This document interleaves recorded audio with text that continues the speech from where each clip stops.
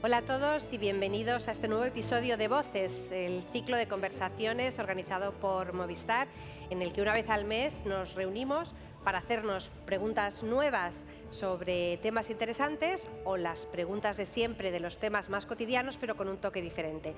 Es un ciclo, como digo, organizado y patrocinado por Movistar, que nos acoge en este espacio de la madrileña Gran Vía y que nos permite acercarnos a una voz interesante que nos ayude a hacernos estas preguntas, que son nuestra máxima afición, hacernos estas preguntas diferentes. Todo esto sucede en el marco de Movimiento Azul, que es una iniciativa de Movistar en la que hay dos pilares. Uno de ellos tiene que ver con el uso responsable de la tecnología y para ello nos facilita herramientas o recursos que nos ayuden a poder efectivamente hacer ese uso responsable, y es Impulso Digital. Y el otro pilar es Acción Ambiental, en el que la compañía nos da también acompañamiento para, entre todos, contribuir a crear un mundo mejor y cuidar de este planeta de manera que se lo podamos dejar en condiciones a las nuevas generaciones. Gracias a todos por estar aquí, bien en directo en el espacio Movistar, bien a través de Internet siguiendo el vídeo después de que hayamos estado teniendo esta conversación. Soy María Zavala, periodista especializada en sociedad y tecnología y autora del libro Ser padres en la era digital. Hoy nos hacemos la pregunta: ¿cómo nos ha cambiado la era digital? Que claramente la respuesta es mucho. La era digital nos ha cambiado mucho, el mundo ha cambiado. Salían nuestros compañeros de Movistar a la calle por aquí en el centro a hacer la pregunta y la gente respondía: no es que haya cambiado el mundo, es que el mundo es otro, ha cambiado 180 grados y ha cambiado en lo extraordinario y en lo cotidiano, ha cambiado en las cosas más pequeñas y en las cosas más revolucionarias. Muchos de estos cambios tienen que ver con lo digital, pero algunos de estos cambios tienen que ver mucho más con aspectos analógicos derivados de temas o evoluciones o cambios socioeconómicos, geopolíticos y de muchos otros tipos, por cómo ha ido cambiando la sociedad en los últimos años, antes incluso de que llegara Internet y, por supuesto, después de que llegara la transformación digital, que claramente nos ha cambiado porque lo hacemos casi todo de otra manera hoy en día. Da igual la edad, nos informamos de manera diferente, compramos y consumimos de manera diferente, aprendemos de manera diferente, nos entretenemos de manera diferente, socializamos de manera diferente, sobre todo los adultos, que tenemos algo con lo que comparar. Para las nuevas generaciones esto no es así del todo. El caso es que todo esto de lo digital que tanto nos ha cambiado lo hemos ido incorporando a nuestras vidas con bastante inercia, no siempre con conocimiento. La pandemia por COVID y el confinamiento fueron un detonante que hizo que incorporáramos más aún la tecnología a nuestras vidas y nos cambiara de muchas maneras, y quizás ahora nos encontramos en un punto de inflexión con cierta necesidad de romper esa inercia, con cierta desconfianza hacia la tecnología o con una necesidad de volver a lo que los adultos consideramos más auténtico y que comparamos con lo analógico. Sobre todo esto nos vamos a hacer preguntas hoy con María Lázaro, a la que voy a preguntar. María, ¿qué tal? Buenas, ¿qué tal? María Lázaro es periodista y experta en marketing y comunicación. Tiene una amplia experiencia profesional en redes sociales, desarrollo de negocios, transformación tecnológica y educación digital. Actualmente es directora de Desarrollo y Marketing en ADigital, Asociación Española de la Economía Digital, y docente en el Máster de Marketing Digital de la Universidad Complutense de Madrid y de la Universidad Nacional de Educación a Distancia. Antes fue directora de Desarrollo Corporativo en la Fundación Real Instituto Elcano de Estudios Internacionales y Estratégicos, y antes aún fue jefa del Departamento de Marketing de ICEX España, Exportación e Inversiones, o directora de cuentas en la agencia MRM Worldwide. Y para conseguir todo esto, esta evolución personal y profesional, lo que a mí más me gusta de María es que no ha dejado nunca de formarse en todo tipo de campos, ¿no? En información económica, en comunicación corporativa, en comunidades europeas, en marketing, en gestión, en liderazgo. Y tampoco ha dejado nunca de escribir en su blog Hablando en Corto, que os recomiendo encarecidamente, o en sus libros Community Manager, la guía definitiva, y Redes sociales y menores, guía práctica, editados ambos por Anaya Multimedia. María, bienvenida. Vaya recorrido has hecho. He hecho un recorrido, lo leo para que no se me olvide, porque creo que quiero hacerte justicia. Eres una persona que sabe mucho y que además lo cuenta muy bien. Por eso me hace mucha ilusión que estés aquí. Quería hacerte la primera pregunta de nuestro rato de conversación en relación con cuánto hemos cambiado a propósito de la transformación digital de nuestra sociedad. ¿Cuál crees tú que es el principal cambio? ¿Cómo ves tú este tema, tanto en lo colectivo como en lo tuyo personal? ¿Cuál ha sido el principal cambio? Pues yo creo que el principal cambio colectivo que nos ha dado la digitalización, la era digital, es esa capacidad para conectar. Y para conectar entendido en un sentido amplio. Para conectar con conocimiento, porque de repente Internet nos da acceso a un conocimiento que puede estar a nuestra disposición y que antes no estaba. Capacidad para conectar, para aprender de recursos que están más allá de lo que puede ser nuestro aula, nuestro colegio, nuestro barrio, y poder acceder a cursos, a aprendizajes, a consultas a las que antes no teníamos acceso, pero capacidad también para conectar y estar en contacto con personas a las que antes no podíamos hablar con ellos cara a cara porque no estaban físicamente con nosotros. No podíamos consultarles una cosa rápida con un mensaje porque había en todo caso que llamarles por teléfono, que no estaba mal, pero no los teníamos ahí. Y en general es eso, capacidad para conectar y una petición de una cita de salud.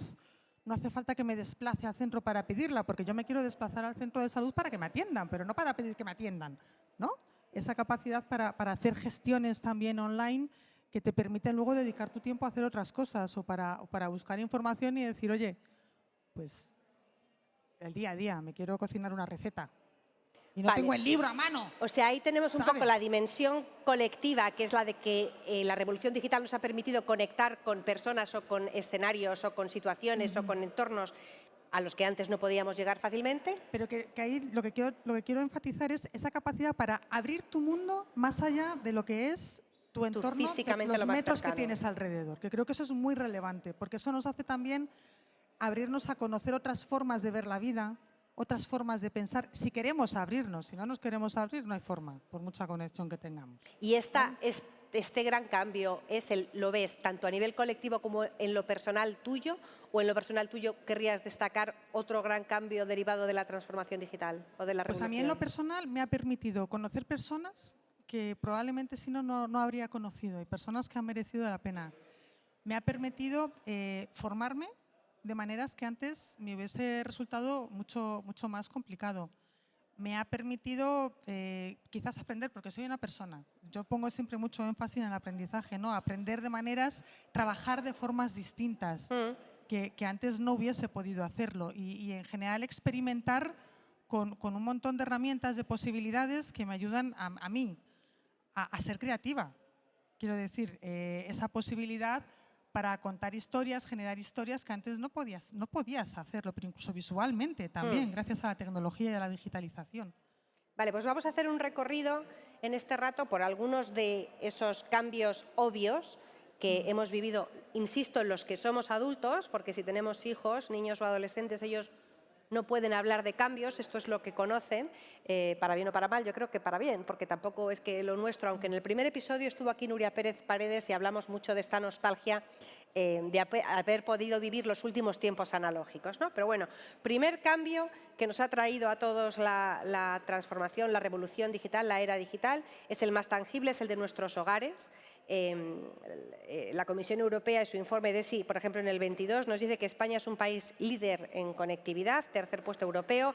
La práctica totalidad de los hogares de nuestro país tiene conexión a Internet para hacer todo tipo de gestiones, para consumir todo tipo de contenidos. España es efectivamente líder. María, tu visión desde a digital sobre todo, pero tu experiencia también. España es un país que en términos de digitalización y de conectividad está muy bien posicionado, como bien dice además el informe DESI de la Unión Europea en los indicadores.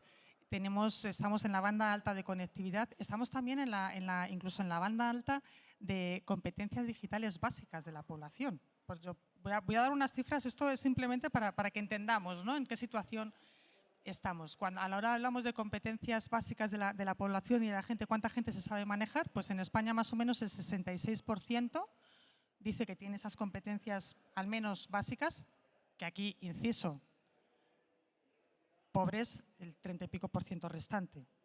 Con esos hay que trabajar. Pero es que en el conjunto de la Unión Europea no llega a poco más de la mitad, el 55%. O sea que estamos ahí muy bien posicionados. Empresas que venden online, pymes que venden online en España, el 30% de las pymes venden online. En la Unión Europea apenas el 20% venden online. De hecho, España es un país en el que el comercio electrónico año a año sigue creciendo a 2 dígitos y es el cuarto país de la Unión Europea donde más crece el comercio electrónico, donde además las empresas más utilizan, por ejemplo, el social commerce frente al resto a la media de la Unión Europea. ¿Qué nos ocurre? Y aquí hablo, por ejemplo, desde el punto de vista empresarial. En España el porcentaje de empresas que utilizan tecnologías como el cloud es menor que en la Unión Europea. El porcentaje de trabajadores TIC en España es un 4,4% y de media en la UE es un 4,8%. Vamos a parar un momento. ¿Qué son profesionales TIC? Profesionales TIC son aquellos que trabajan en el ámbito de las tecnologías, de la información y de la comunicación. Esos son ¿A cualquier nivel de profesionalización? Hombre, nivel elevado, porque tienes que estar trabajando en eso. No es que seas una persona que hagas tareas administrativas sino que estés trabajando con las tecnologías. Y lo que te quería decir, terminando ya con la idea anterior, España, dentro de Europa, está muy bien posicionada. Respondiendo a tu pregunta ya después de haberte dado todos los argumentos, como líder digital y como hub digital. ¿Por qué? Porque además es un puente hacia América Latina, que eso no lo tenemos a veces en la cabeza, y también con el norte de Europa. Tenemos los cables submarinos también. Es que quizás son cosas de las que no somos conscientes en España. Claro, es que muchas veces, y seguramente tú también por tu trabajo, llevamos muchos años hablando. Hay palabras que se van poniendo de moda, ¿no? Hace unos años, cuando todo esto empezaba, ¿no? Hace unas décadas ya, me temo, esta famosa burbuja de Internet, la burbuja del .com, cada vez más personas empezaban a trabajar en proyectos que tenían su versión digital, empezábamos a decir adiós al fax, teníamos aquellos móviles con el teclado QWERTY que podías mandar mensajes, en fin, no vamos a profundizar en la nostalgia, ¿no? Pero igual que se van poniendo palabras de moda, como fue metaverso, como es algoritmo, ¿no? Hay una suma de 2 palabras que lleva muchos años de moda, que es lo de la transformación digital. Y esto en entornos elitistas o en entornos empresarios o en entornos importantes tiene mucho que ver esta transformación digital con el desarrollo económico de los países, ¿no? Pero también tiene que ver con el progreso social y con el bienestar de la ciudadanía. ¿En esto avanzamos también o se avanza más en lo importante y menos en lo social y a pie de calle? Avanzamos también. Tú hablabas de crecimiento económico o de contribución de la digitalización al PIB, ¿no? En 2023, y de nuevo voy a por cifras porque creo que es importante que sepamos de qué estamos hablando, la digitalización tuvo una contribución al conjunto de la economía española, por no hablar del PIB, del 24,6%, mientras que en 2019 estábamos en un 18 y pico por ciento. Hace una aportación económica a lo que es el conjunto de la economía, la digitalización, y contribuye, por lo tanto, al crecimiento, al bienestar de las personas. Ahí estamos hablando de un abanico muy amplio de capacidades que nos da la digitalización, desde acceso a recursos de salud y mejores condiciones, a recursos educativos también, como decía antes, a la capacidad para, a través de la digitalización, llenar la España vaciada, a la posibilidad de, a través de la digitalización, compensar el cambio climático o ayudar a esa transición también verde que sea digital y que, por lo tanto, redunde en una mejora y en un beneficio positivo a toda la sociedad. O sea, que la respuesta sería que sí, por no enrollarme mucho más, que te veo que estás queriendo preguntar algo No, es que más. estoy pensando que qué importante esto, porque al final yo creo que la mayor parte de nosotros, cuando hablamos de digitalización, de revolución digital, de tecnología, enseguida nos vamos a pensar, y este es un tema que hemos tocado repetidamente en otras de las conversaciones del ciclo, pensamos en el móvil y pensamos en las redes sociales y no nos quedamos con que tecnología o digitalización son muchas más cosas, ¿no? Y efectivamente la tecnología a lo mejor nos ayuda a conciliar o nos ayuda a cuidar de nuestros mayores o nos ayuda a mejorar nuestro autocuidado en términos de salud, tanto física como mental, o nos ayuda, no lo sé, a muchos otros aspectos, desde cuidar el planeta, que es lo más grande, hasta lo más pequeño, ¿no? Es que al final tú has mencionado el móvil es un dispositivo. La tecnología va mucho más allá y si lo pensamos, la tecnología impregna muchos ámbitos de nuestra vida. Desde que hacemos una compra online, desde que queremos ir al cine y compramos este ticket online para poder ir a ver al cine físicamente, o queremos ir al teatro y hacemos una compra también online de esa entrada, o cuando queremos ayudar a nuestro hijo a hacer, o a nuestra hija a hacer las tareas, o nos pregunta algo que no entiende y consultamos la información, o queremos buscar una receta porque queremos cambiar, y es algo mucho más amplio que todo eso. Mira, esto me lleva O un la poco revisión del coche. a un siguiente tema, porque hace unos días estaba con mi familia, estaba con mis hijos, estaba con mis padres, estábamos recordando todos un poco nuestras épocas respectivas de adolescencia, de cuando empezábamos a salir, a estar con nuestros amigos, estos tiempos de ocio, ¿no? Y la manera diferente en que cada uno, mis padres una generación, yo otra generación, mis hijos, lo hemos vivido. Mis hijos contaban cómo ahora hay una aplicación que te cuenta las discotecas de la ciudad con los planes que ofrece la discoteca para cada fin de semana, etcétera, ¿no? Nosotros lo vivíamos de otra manera, mis padres iban a guateques, todo es distinto, la tecnología claramente marca un antes y un después, tenemos muchas cosas a golpe de clic, eso tiene cosas buenas y tiene cosas malas, y sin embargo tanta digitalización o tanto clic, hay cosas que no ha cambiado. Y, por ejemplo, no ha cambiado el tema de las brechas o el tema de las diferencias, ¿no? Por ejemplo, las diferencias entre generaciones, las que tienen que ver con la edad. Hay una muy obvia, que es la que nos separa a los adultos de las nuevas generaciones. No voy a insistir en esto porque es un melón muy grande, pero bueno, efectivamente nuestros jóvenes no tienen nada con qué comparar, con lo cual de nada sirve que les estemos repitiendo todo el día que nuestro mundo era mejor, porque no les ayudamos, ni les educamos, ni les aportamos nada positivo.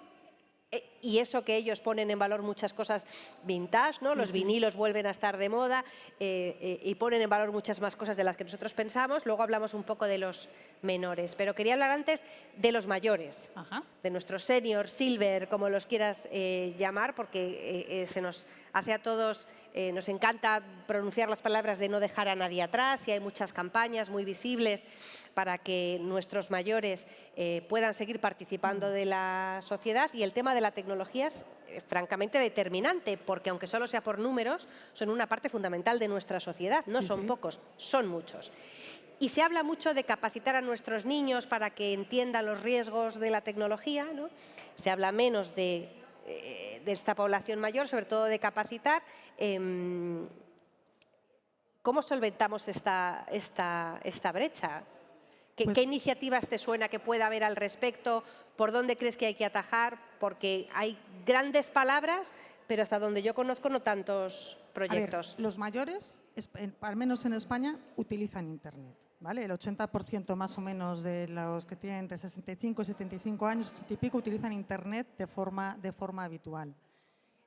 Cuestión distinta es si tienen habilidades digitales para ello, porque para qué utilizan, y eso lo sabemos, y además es muy útil, porque utilizan principalmente Internet para comunicarse, para mandar mensajes, para buscar información y para videoconferencias. Y videoconferencias no son obviamente videoconferencias de trabajo, son videoconferencias de poder con las familias, hablar con la familia, con su nieto, etcétera.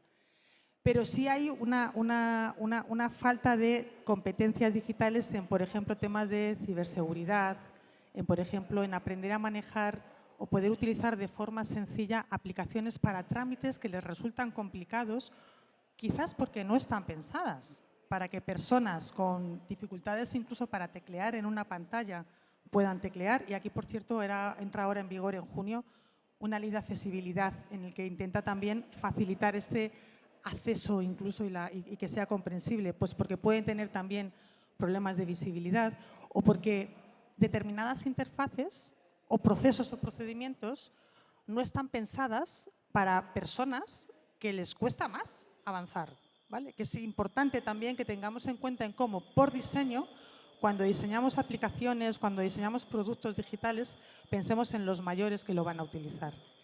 Y enseñarles también a ello, articular programas, y ahí tenemos muchos, tenemos desde los programas de cibervoluntario, programas de competencias, en cómo perder miedo a hacer algo que les pueda parecer difícil, que es un miedo que todos tenemos. Si es que lo que les ocurre a los mayores es lo que nos puede ocurrir también a nosotros. Yo además cambiar la forma de hacer algo, Cada día soy más silver, entonces cada día Claro. me cuesta más, me siento muy identificada, sobre todo porque muchas veces, aunque nos parezca que gran parte de la tecnología digital viene del sector privado, muchos de los procesos o de las gestiones son el sector público también, ¿no? Cada Muchísimas. vez más nuestros mayores tienen que hacer cosas de su propia vida civil o vida en sociedad que requieren de su uso de la tecnología. Y yo creo que hay una cosa también importante con los mayores y es que no les hagamos sentir que si preguntan algo que no saben cómo se hace es porque son inútiles.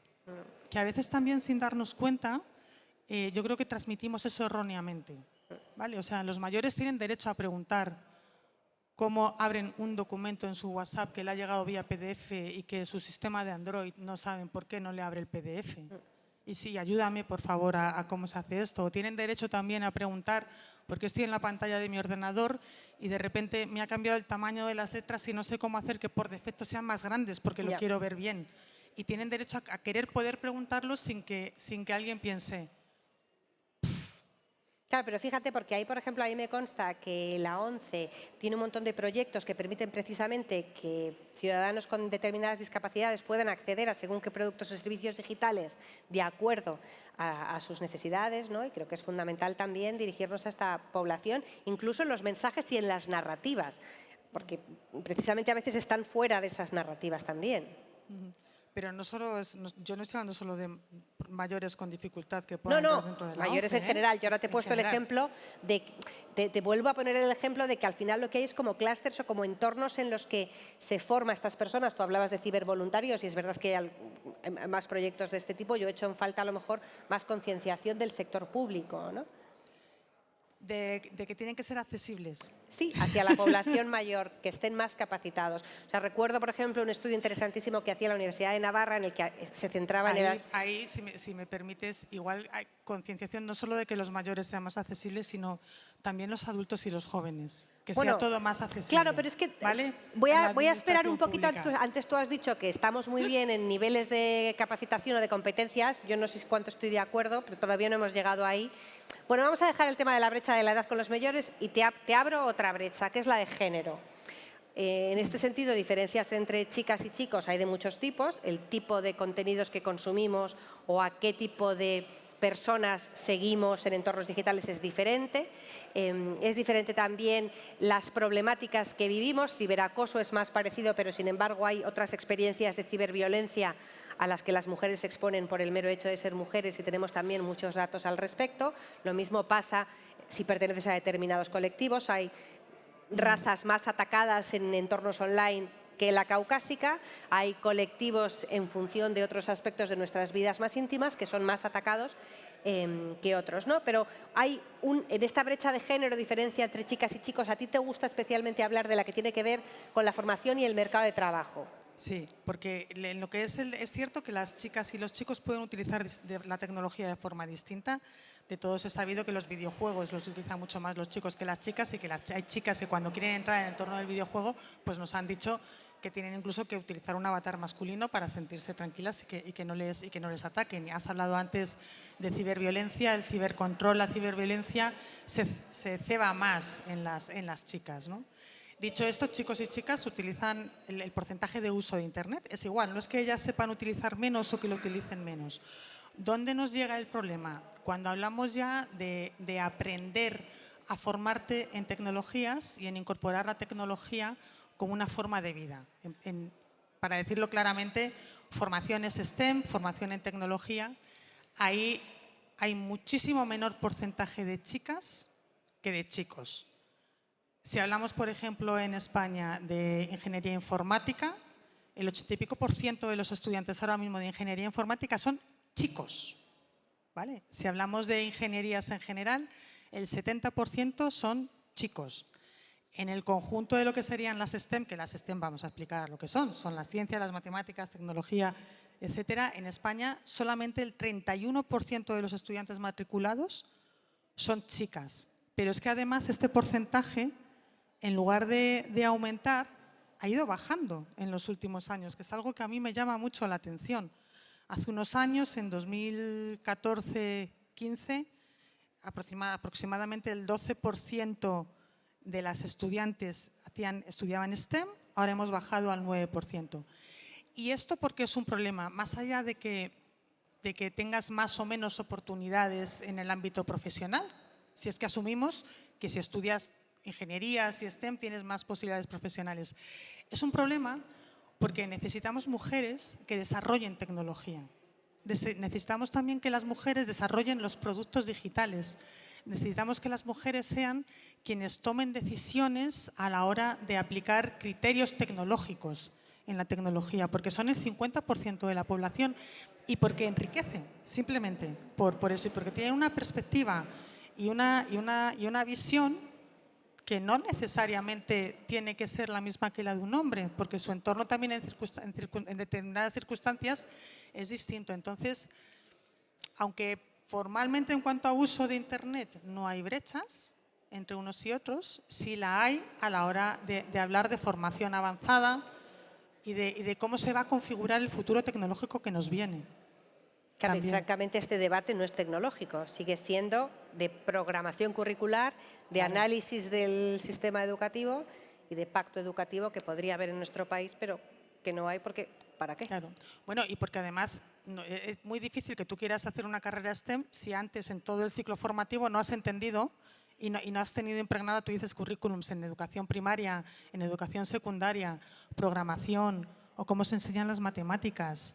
Eso te condiciona también a continuación cómo haces los… Sí, sobre todo porque sí que hay estudios que detectan claramente cómo las chicas, hasta un punto que suele prácticamente coincidir con el inicio de la educación secundaria, no perciben ellas diferencias respecto a sus capacidades para estudiar cualquier cosa e incluso su percepción sobre qué les gusta o qué no, pero al llegar a la adolescencia es cuando se produce esa desconexión respecto a determinadas asignaturas y respecto a determinadas vocaciones, ¿no? O sea, que se ve que ahí hay como una ruptura vocacional, por decirlo de alguna manera.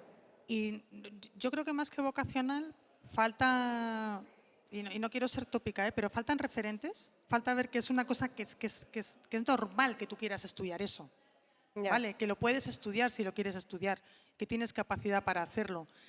Falta el romper determinados tópicos también, que a las chicas se les da mal las matemáticas, no sé por qué, se les tiene que dar, pero empiezan a pensar que se les da mal las matemáticas también. Y falta el normalizar un poco todo. El otro día coincidía con Claudia, Quiero ser ingeniera, que es una influencer que habla precisamente sobre todos estos temas y hace un enorme esfuerzo por con enorme frecuencia ir presentando a su audiencia a mujeres que precisamente desarrollan o sus estudios o sus carreras ya en estos entornos científico-técnicos. Creo que hace una gran labor, pero en las horas previas a que nos sentáramos tú y yo aquí, he hecho el experimento de repasar tu blog y mi blog. Tu blog tiene algunos años más que el mío, pero al final tiene posts y artículos que se remontan a 10, 11, 12 años.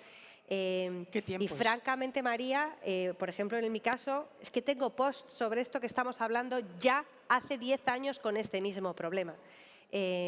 Los tengo también con el tema de los peligros de Internet para los niños y los padres, si supervisan o no.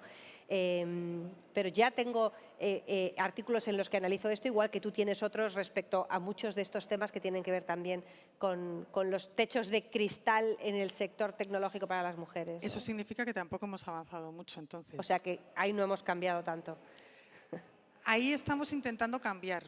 Pero nos queda, yo creo que damos pasos para adelante y damos pasos para atrás, ¿vale? Y el hecho, pues eso, de que ahora mismo haya menos estudiantes en ingenierías, en matemáticas, en ciencias, que hace 10 años, yo creo que debería hacernos reflexionar qué hemos hecho en las fases previas educativas para que esto no sea posible. Pero yo creo… O que abandonen la carrera profesional, aunque te hayan llegado a un nivel y trabajen en STEM, a partir de una determinada edad o den un paso atrás con la maternidad. Pero porque en el fondo el sistema educativo sigue separando, ¿no?, la tecnología de otras cosas. Lo comentábamos antes de empezar. Yo tengo 3 hijos. El mayor estudia una carrera superior técnica, la mediana está a punto de empezar, sin embargo ha optado por unas humanidades, muy humanidades, ¿no? Y al final tú como padre, pues parece como que el que estudia algo tecnológico va a encontrar más fácil trabajo, mejor remunerado. La que estudia humanidades le tienes que decir no, pero la vocación también es importante porque tienes que estudiar lo que te guste. Pero es que las humanidades no son incompatibles con la tecnología, porque ahora con el desarrollo de inteligencia artificial, todo lo que es análisis lingüístico es fundamental. Pero eso no se cuenta. Bueno, y no se cuenta, y quizás no solo no es que no se cuente, sino que no se piense que también si quieres aplicar análisis lingüístico y humanidades a inteligencia artificial, quizás mínimos conceptos de programación, matemática y análisis tendrás que tener también. Por eso es importante que sea esa transversalidad y que no sean compartimentos estancos.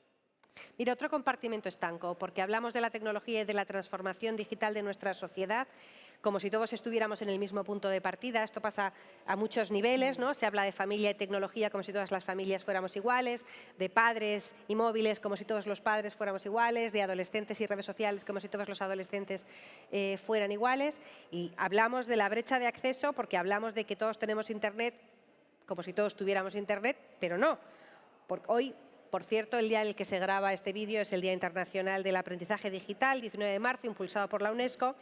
Y nos dice cosas, por ejemplo, en el informe de la Sociedad Digital ONCE de 2024, que más del 30% de la población española no tiene competencias digitales básicas. Aquí te tengo que llevar la contraria, porque claro, lo que ha dicho María al principio es que los españoles decimos que tenemos competencias. Bueno, pero yo te he dicho, no, la cifra es la misma, 66% dices que la tienen, por lo tanto, el 34% no las tienen. Especialmente en zonas rurales. Especialmente puede ser. Entonces, ¿qué hacemos? O Brecha de sea, unos acceso. sí. Tenemos dificultades. Porque además, o sea, perdona que te interrumpa, este tema que es, la Fundación Cibervoluntarios lo explica muy bien, o sea, este tema a lo que llevas a la pobreza digital. Y pobreza digital no es que no tengas dispositivos, es que no tienes la capacidad de participar en sociedad con las mismas oportunidades que el resto de las personas. Pero eso lo vimos cuando llegó el COVID y tuvimos que encerrarnos y se les dijo a los alumnos que tenían que teleestudiar. Y de repente asumimos que en todas las casas todos los alumnos individualmente tenían un ordenador para conectarse, que todos los alumnos tenían ordenadores, impresoras para imprimir las tareas y hacerlas y escanearlas y mandarlas, y eso no es cierto. Entonces tenemos que ser conscientes de que tiene que haber también entornos, y por eso yo creo que la escuela es fundamental, sea rural o sea urbana, para dar acceso a ese conocimiento de tecnología. No podemos cerrar la tecnología en las escuelas porque llegado un momento será el punto en el que facilitará que los que tengan acceso y por lo tanto puedan tener el conocimiento y los que no tengan acceso puedan tener ese conocimiento, y que si no tengo acceso además porque estoy preocupado, porque mis padres tienen que pagar la nómina, o sea, tienen que pagar la luz a final de mes y no llegamos a final de mes, y adquirir competencias digitales, mira, es que ahora mismo no es lo que más me preocupa, que tengas competencias digitales porque tenemos otros problemas, ¿vale? En algún sitio, y en este caso en la escuela, pueda tener esa capacidad para aprender, para utilizar dispositivos y para adquirir esas competencias digitales. Competencias, no para cacharrear a lo loco, sino para ponerme más o menos en un nivel de igualdad que en otro sitio no me lo van a dar. Porque Aquí si no, también, ¿dónde lo tengo? o sea, no quiero ser la voz de la conciencia, llevamos también muchísimos años hablando de las competencias digitales, en el marco educativo DIGCOMPEDU, en otros marcos muchos años hablando, pero al final no siempre veo yo que se aterrice en esta formación en competencias. El Plan Nacional de Competencias Digitales del Estado, el último presentado en 2021, habla efectivamente de todo lo que se va a hacer, pero luego a lo mejor no siempre se aterriza. A mí, francamente, esto me preocupa porque seguimos en un discurso en el que nos hablan de lo peligroso que es todo esto y de que lo digital en muchos sentidos nos ha cambiado para mal, y seguimos siendo adultos, no menores, adultos, que no siempre entendemos cómo protegernos utilizando la tecnología, no siempre entendemos cómo funciona la tecnología que estamos utilizando. Quizás porque cuando nos hablan de los riesgos, no nos hablan de cómo enfrentarnos o cómo afrontarlos, sino de cómo evitarlos. Y la forma de evitar un riesgo es dejándolo a un lado. No utilices tecnología, no descargues una aplicación, no te registres en una página web, porque así evitarás esos posibles riesgos, por ejemplo, de ciberseguridad, ¿vale? En lugar de enseñarnos cómo gestionar contraseñas seguras, en lugar de enseñarnos cómo identificar que una URL puede ser maliciosa y que no debemos hacer clic, y por qué no debemos hacer clic en determinadas URLs y cómo identificar eso, que han utilizado un acortador y por aquí me la van a colar. Claro. ¿Sabes? O sea, sí, esto sí, o sea, a mí me hace gracia por ser diplomática, claro, porque pues, como tú me encuentro con muchas familias con mucha frecuencia, todos los padres y las madres queremos un Internet muy seguro para nuestros hijos, ¿no? Pero por favor que se encarguen otros de que Internet sea un sitio seguro para nuestros hijos, ¿no? O queremos un Internet seguro para nosotros, pero al final los españoles seguimos utilizando contraseñas 1, 2, 3, 4, 5, 6, la misma para casi todos los productos y servicios digitales que utilizamos, la apuntamos en el post-it y lo dejamos ahí al lado de nuestro ordenador. O sea, quiere decir que nos falta todavía mucha cultura de cuidarnos en el mundo digital. de cuidarnos y de querer seguir también avanzando en el mundo digital y de querer experimentar sin utilizar gaseosa. Que a ver si me explico. Debemos querer experimentar, creo, con lo que con lo que se nos ofrece, poniendo las precauciones para que no nos dañe, ¿vale? Pero sabiendo también que el que nos enfrentemos a un riesgo no tiene necesariamente que significar que vamos a sufrir ese daño. Y estoy también pensando en los menores. Que ya sé que luego lo dejamos para más adelante. No, que ya si quieres, te veo que quieres, pues vete, lánzate ya. El tema de los menores. No, es simplemente tanto menores como adultos el que tenemos que saber cómo enfrentarnos a esos riesgos, cómo enfrentarnos a que de repente estemos hablando nosotros o nuestro hijo con una persona que está suplantando la personalidad en Internet, cómo ayudarle a identificar, oye, esta persona está suplantando la personalidad, o puede ser que no sea quien dice que es por este tipo de cuestiones y entonces avísame si tienes un problema, cómo enseñarle a que hay determinadas cosas que no debe hacer porque se está exponiendo demasiado, a cómo proteger sus perfiles en redes sociales, ellos y nosotros, a que nosotros los adultos no deberíamos compartir imágenes de nuestros hijos como lo hacemos muchas veces sin pensar porque también les estamos exponiendo, a cómo en un momento dado si te están pidiendo la contraseña del móvil o la contraseña de tus perfiles en redes sociales porque es una prueba de amor, igual eso no es amor, pero hablemos de eso también, porque a partir de ahí vienen los problemas también de ciberextorsión y un tipo de ciberacoso también peculiar. El que si quieres compartir imágenes íntimas por mensajería, que no lo vamos a cuestionar, podríamos, pero ten cuidado, ¿vale? Protégete porque mira lo que te puede ocurrir y entonces aquí viene el sexting. El que si quieres utilizar inteligencia artificial, no hagas como los chavales de determinados colegios, no lo utilices la inteligencia artificial y la app para desnudar a tus compañeras de clase, porque eso no solo no está bien y no es ético, sino que además es punible. O sea, que hay muchas cosas de las que tenemos que hablar y que tenemos que ayudarles a nuestros hijos y nosotros también a identificar cuáles son esos signos que nos deben poner en alerta, pero eso no significa que no debamos utilizar la tecnología. Entiendo que todo esto que has contado, que se nota claramente que lo tienes súper preparado, María, de contarlo tantas veces como sé que lo tengo cuentas. Interiorizado. Porque No, y además que lo crees firmemente y me consta, formaba parte de tus objetivos cuando escribiste Redes sociales y menores, que es un libro que presentamos en septiembre de 2020, recién salidos del confinamiento, todas con mascarilla. Recuerdo perfectamente que te acompañé aquí en espacio de Fundación Telefónica presentando el libro. Tus objetivos eran en parte concienciar a toda la sociedad, padres e hijos incluidos, sobre todos estos temas. ¿En qué momento estamos? ¿Hemos avanzado algo respecto a muchos de los planteamientos que tú comunicabas como retos? Pues yo creo que lo que ha ocurrido, no sé si hemos avanzado, pero nos hemos polarizado. Porque ahora cada vez más lo que nos llega es el discurso de que la tecnología es muy mala, es muy mala, es muy mala, ¿vale? Las redes sociales son muy malas, muy malas, muy malas. El estar conectado es muy malo, independientemente de si estás conectado para escuchar música o si estás conectado para ver un contenido de lo que sea, ¿sabes? O el otro discurso es que no pasa nada, esa sensación de no pasa nada y aquí vale todo. Y no somos capaces, cada vez somos menos capaces de encontrar ese punto intermedio que es el que yo intentaba transmitir también a través de mi libro. Oye, hay cosas de las que tenemos que tener cuidado, que tenemos que identificar, que tenemos que afrontar, pero tenemos también que enseñar a nuestros hijos a hacer ese uso creativo. ¿No tienen que seguir influencers? Pues hombre, si nosotros también hemos tenido nuestros referentes. Tendremos que entender a qué influencers siguen, por qué les siguen y podemos incluso buscar un punto de debate sobre qué es lo que hace ese influencer y por qué te interesa y a lo mejor conseguiremos entenderles mejor. Esto que dices justo de entenderles yo creo que es importante, te lo he leído y he escuchado decir varias veces, no este tratar de huir de la perspectiva adultocentrista o centrada en nosotros y juzgar a las nuevas generaciones por cómo viven, ¿no? Ellos, insisto, no pueden comparar con la era pre-internet porque no la conocieron, ¿no? Y lo hablábamos antes de empezar, esta cosa, por ejemplo, del cómo para los que somos adultos Instagram es una red social en la que contamos nuestras nuestras vidas, más o menos privadas, con más o menos detalle, con una visión también a veces profesional. Y sin embargo, los adolescentes, por ejemplo, hoy en día, que tienen mucha más conciencia de la que nosotros pensamos, utilizan, lo dices tú muy bien, Instagram como un cortafuegos. Lo utilizan como cortafuegos porque si yo te di a ti, yo te conozco, me pides cómo podemos seguir en contacto, te doy mi Instagram, porque yo decido en mi Instagram qué es lo que sabes de mí y tú me puedes mandar un mensaje directo, pero yo decido qué hago con él. Sin embargo, si te doy mi número de teléfono, tú me puedes llamar cuando quieras, me puedes interrumpir, es mucho más intrusivo.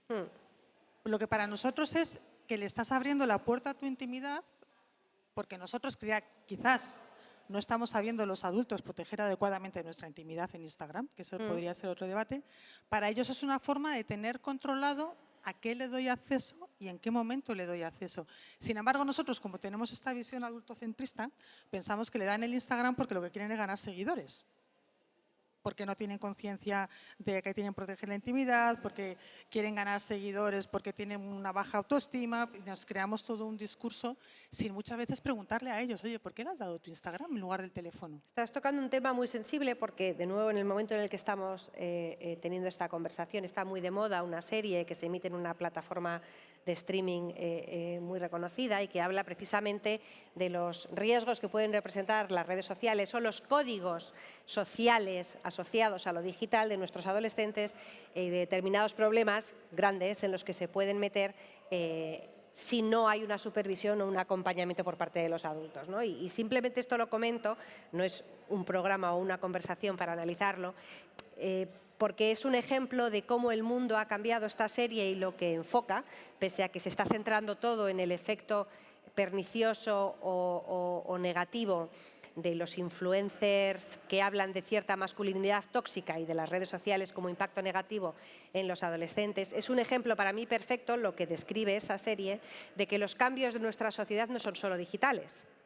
Y que si ahora nuestros chicos varones se exponen en determinadas redes sociales o entornos digitales a según qué contenidos, es por una serie de cambios sociales que han creado unas narrativas y unos discursos o más machistas, o más antifeministas, o más poco considerados hacia la mujer, y efectivamente esos discursos no se construyen solo en Internet, porque al final Internet es un reflejo de la sociedad. Es que quizás además un error es que tendemos a separar el mundo digital del mundo analógico, ¿vale? Como si fuesen cosas distintas. Y lo que ocurre en el mundo digital ocurre en el mundo digital y es culpa del mundo digital, ¿vale? Y lo que ocurre en el mundo analógico es distinto y no tiene que ver. Y no, está todo relacionado. O sea, no es, y más sobre todo además, yo sé que tú estabas hablando de otro tipo de temas, no, ¿vale? pero me vale este. Y más incluso para los adolescentes y para los jóvenes. Es cierto que las narrativas en el ámbito digital se difunden más rápido porque tienen mayor capacidad para viralizarse, para compartirse y para distribuirse. Y es cierto además que las narrativas en el mundo digital tienen mayor capacidad también de impacto y para conformar burbujas, ¿vale? Y de repente tú estás recibiendo ese tipo de cosas, ¿no? Pero las narrativas no se crean en el entorno digital, ¿vale? Que eso yo creo que es importante que lo tengamos en cuenta. Yo creo que es fundamental. Y las narrativas son un reflejo de lo que está ocurriendo en el mundo analógico. Y si en el mundo analógico de repente hay un mayor desprecio por determinados colectivos, se acaba transformando, se acaba reflejando y trasladando al mundo digital y se amplifica. Y si en el mundo analógico se cuestiona, no se cuestiona, sino si en el mundo analógico percibimos en televisión que es muy difícil mantener una conversación, dos personas que no estén de acuerdo, porque se van a acabar gritando al minuto 0, y se van a acabar insultando, porque además eso es lo que es. Y si yo voy por la calle y lo que digo es que la gente se grita, y si yo veo que hay dos personas hablando y que no son capaces de entenderse, y esa es la pauta, y si estoy viendo a nuestros señores políticos en el Congreso de los Diputados decirse lindezas, ¿vale?, es mucho más natural y mucho más normal la falta de respeto que podamos ver en un entorno online. Que es cierto que eso se amplifica, que es cierto que hay esa sensación de como en el entorno online estás parapetado por una pantalla, por medio, que no tienes al otro enfrente, que el puñetazo parece que duele menos, ¿no? Pero deviene de un entorno también que favorece ese tipo de situaciones. o ese Sí. tipo de narrativas y de comportamientos, o que los valida o que no los... Hombre, los claramente critica. la tecnología ha permitido amplificar muchas conductas negativas, ¿no? Todos tenemos claro que el acoso, por ejemplo, escolar es una realidad que a través de la tecnología implica muchas más cosas de las que podía ser antes de que hubiera tecnología. Lo que sí que es cierto, a poco que uno haga de vez en cuando mediaciones en ese tipo de situaciones, es que lo que nos encontramos es que cuando mi hijo es acosado o ciberacosado, yo quiero defender su integridad, quiero que haya responsabilidades asumidas, y cuando mi hijo es el acosador, mi primera reacción es que son cosas de niños. Y esto, insisto, no es un tema digital o tecnológico, es un tema social, de cambio, porque otra de las cosas que han cambiado en los últimos años y no son Internet es cómo somos padres hoy en día, padres y madres, que no tiene nada que ver con cómo serán padres y madres hace 30 años. Y es curioso cómo los que ahora somos adultos educando, nos vanagloriamos de que fuimos muy bien educados y nos quejamos de lo mal educadas que son las nuevas generaciones cuando les estamos educando nosotros. Les estamos educando nosotros y además, ¿quién asume que nosotros fuimos bien educados? También, perdón, es que... Pero nosotros además éramos todos muy intelectuales. Claro, nosotros éramos todos unos intelectuales que por supuesto estábamos todo el día leyendo libros que, a ver, que es que no nos acordábamos de cómo éramos cuando teníamos también 15, 16, 17 años. Yo sí me acuerdo porque además me lo recuerdan mis amigas. No tienen otra cosa también que hacerlo. Decirme, cuando yo me quejo o digo algo de mis hijas, mis amigas, que seguimos siendo amigas, tengo 52 años, ¿vale? Desde los 15 años hay alguna que me recuerda, pero María, ¿qué me estás contando? O sea, Y es que es cierto. tú no leías Kafka a los 15 como principal No, yo método sí, de yo entretenimiento. todas las noches antes de acostarme me cogía la Metamorfosis y me leía un par de paginitas y además las subrayaba. Bueno, esto es con humor, temas muy serios que luego nos critican, nos hacen polvo, pero lo que sí que es cierto es que no podemos pretender que los chavales no se odien a través de Internet si los adultos hacemos verdaderos linchamientos digitales en función no de hechos objetivos, sino de nuestra ideología. Y no podemos pretender, perdón, no podemos pretender pensar siempre que ellos hacen las cosas mal. Pero esto tampoco ha cambiado pese a eso. Internet. O sea, las generaciones vamos juzgando a las nuevas, no siempre con cariño, no siempre con comprensión o cercanía o empatía. Como tenemos que ir terminando, te voy a hacer preguntas rápidas porque me interesan algunas de tus respuestas. Una de las cosas en las que la era digital nos ha cambiado o ha cambiado nuestra sociedad es los empleos, ¿no? Y se habla mucho de empleos que van a desaparecer, empleos que van a llegar. Te pido respuestas rápidas, Mary. Dime un par de empleos que tú creas que lo van a petar en el futuro. Un par de empleos que lo van a petar. Sí.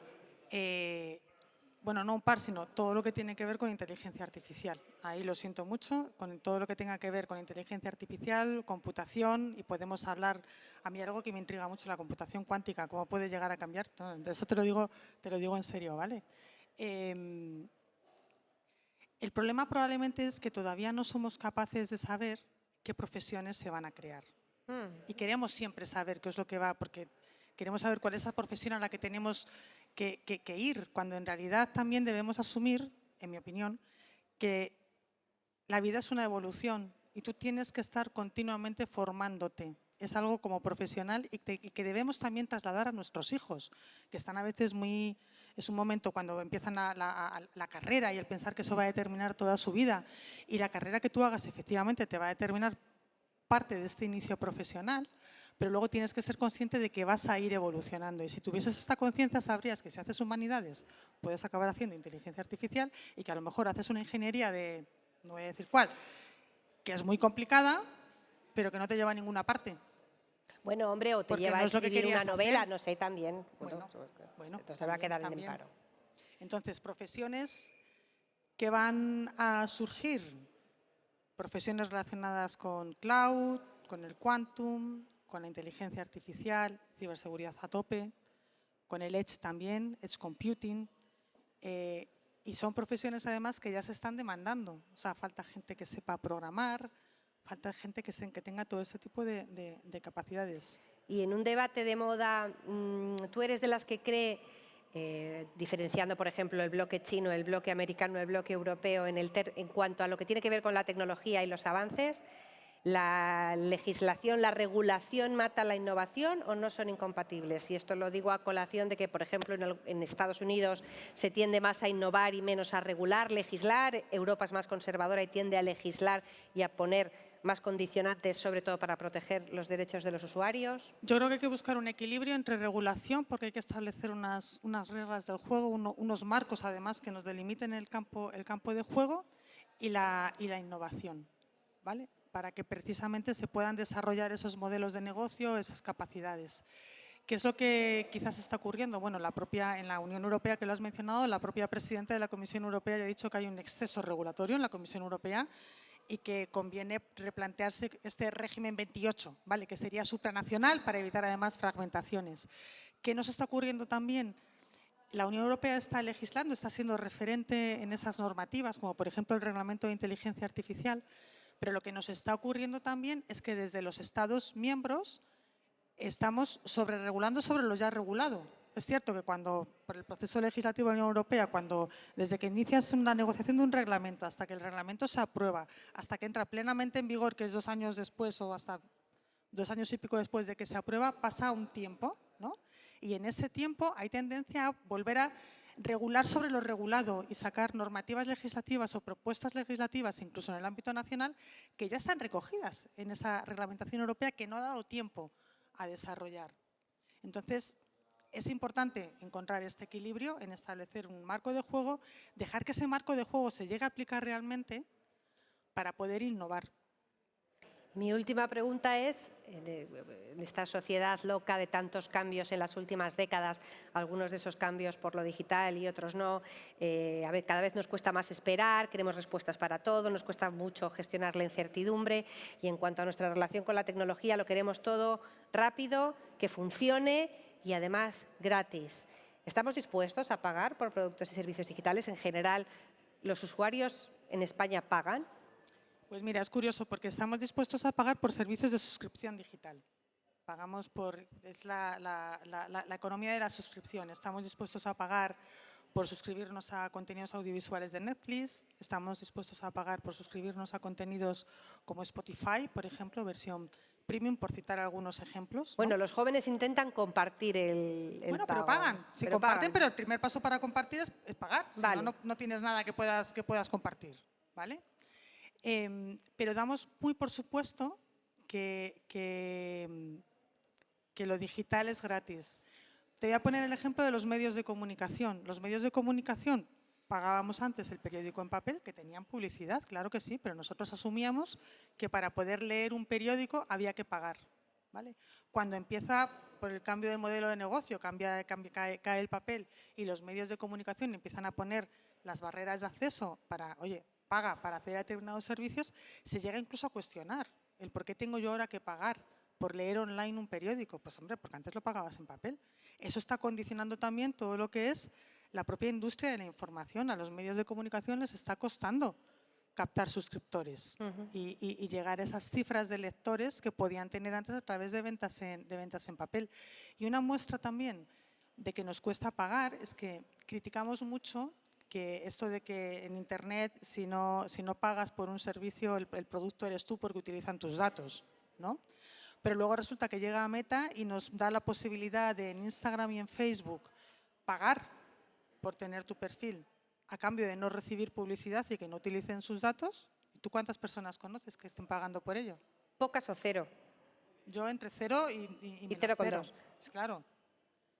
O sea que... Luego ahí vuelve a haber una narrativa. Bueno, pues yo creo que nos quedamos con muchas conclusiones de esta conversación.